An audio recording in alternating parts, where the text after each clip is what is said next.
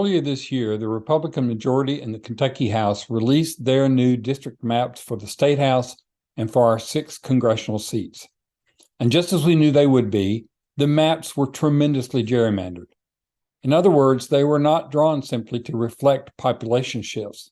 Instead, they were drawn to specifically benefit Republicans in elections and to get rid of as many Democrats as possible.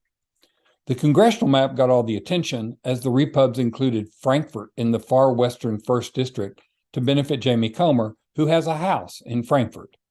It was one of the more outrageous gerrymanders in the nation and made the Kentucky map the laughingstock of the political media. But it was the map for the Kentucky House that did the most damage. From the beginning, it was obvious that Republicans were using their new map to target certain people, specifically Democratic women. They began by putting multiple incumbent Democratic women in the same district, thus ensuring that at least one woman in each district would be gone. By using that tactic, they got rid of Mary Lou Marzian and Mackenzie Cantrell. Then they drew the new districts to harm more Democrats. They were so determined to get rid of Patty Minter, for example, that they drew the district line around her house on a corner in Bowling Green.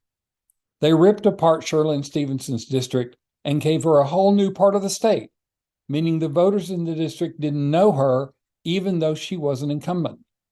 And they went after Angie Hatton in Eastern Kentucky, another strong Democratic woman. It wasn't just the women they went after, though. They took Covington and split it 5 ways to Sunday, giving Buddy Wheatley almost a whole new district that was more Republican. And it worked. Of the Dems that lost Kentucky House races, almost every one can be traced back to the gerrymandering by the Republicans.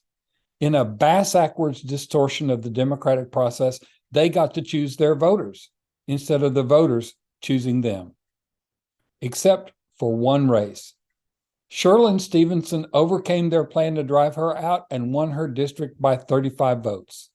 At least one strong Dem woman got to say F you to the attack on her by the Repubs. Everyone knows the maps are rigged. Even Judge Wingate, who yesterday ruled against the Democrats in their lawsuit to get the maps thrown out, said that the maps were obviously partisan gerrymanders. At this point, the only way we get fairly drawn maps in Kentucky is for the state Supreme Court to throw out the current ones on the same basis as the courts used in Pennsylvania and North Carolina, that the state constitution calls for free and fair elections, and the gerrymandered maps in those states did not meet that criteria. Kentucky's constitution contains the same phrase, so it is possible our Supreme Court will apply the same logic and tell the Republicans to draw the maps again and this time do it right.